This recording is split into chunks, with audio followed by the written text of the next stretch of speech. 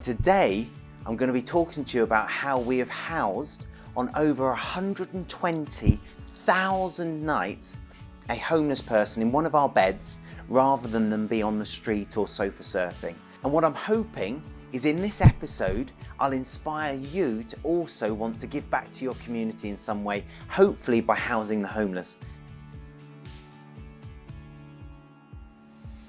Hi. I'm Flegg, founder of Ethical Property Partners. I think it's such a shame that there are empty properties across the country, and yet in every single one of our cities there are people sleeping on the streets in the rain, in the cold, instead of in a bed.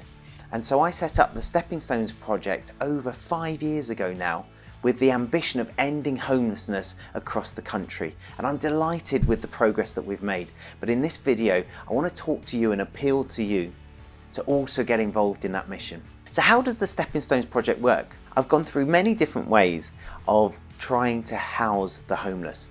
And the best way we've come up with so far is to actually do it in a sustainable way using housing benefit.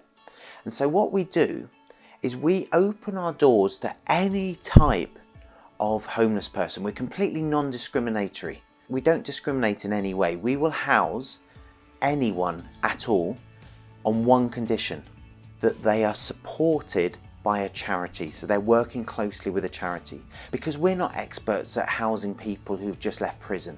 We're not experts at helping alcoholics or women fleeing abusive relationships, or refugees or soldiers who've come back from serving our country. We're not experts at any of those. We're experts at property.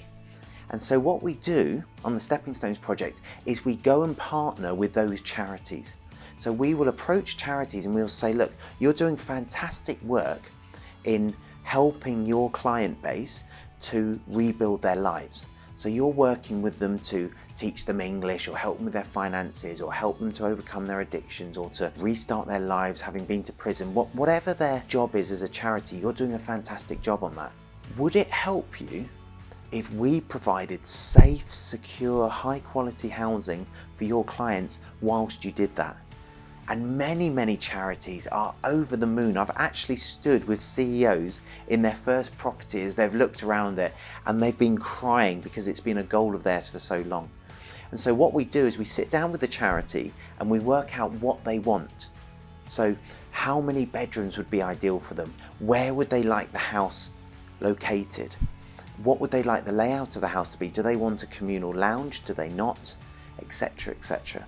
And once we've got an order from them, we will then go and source properties that match their criteria. We'll even find investors who will buy those properties for us. And then we partner with the charities for them to house their clients in the properties. And this is a real win-win solution, because those clients are often, they'll fail a credit check. They won't have a homeowner who's a guarantor, and they're not employed. They won't have a deposit to pay, and often they come without a landlord's reference because they've been on the street. And so those four things mean that pretty much any letting agent's office that they walk into across the country, they'll barely sit down in the chair before they're shown the door.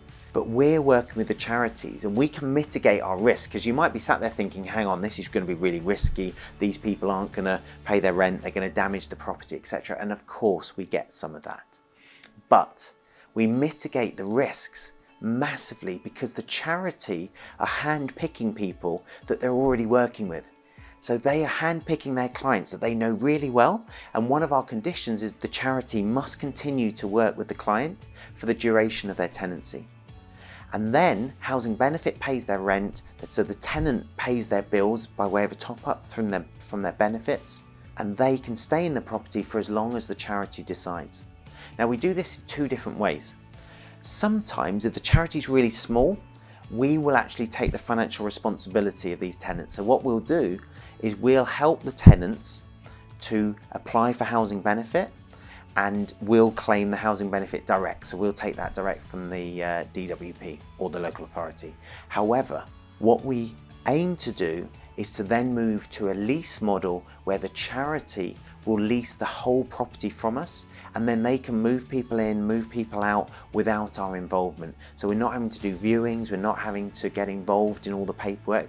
The charity, having shadowed us for a few months, typically we'll do it for 6 months, where we do all the paperwork, we do the viewings, we do the move outs, but the charities shadow us, and then they've got the confidence that they can fill the property, that they can actually claim the housing benefit. And the brilliant thing is, once a charity is doing it on a lease model, they can actually claim more than housing benefit, which can fund the additional support.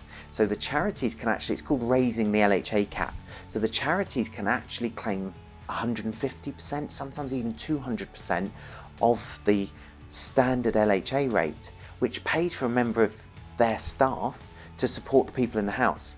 So now it's actually a profit-making activity for the charity. There's no drain on their resources. It's helping their clients loads, because their clients now have a home rather than them sofa surfing or being on the streets. And of course we're laughing because we've got 100% occupancy and only one organisation paying us every month. We've got no viewings, no move outs, only the normal quarterly inspections or monthly inspections depending on the terms of the license agreement. And so that is how we've structured the Stepping Stones project. We're across the country, we're nationwide, and so if you want to get involved, if you know charities that we could partner with anywhere in the country, then do let us know. We'd love to be working with them and housing their clients. If you've enjoyed this episode and would like to hear more, click the subscribe button, hit the notifications bell, and I'll see you in another episode. Happy investing.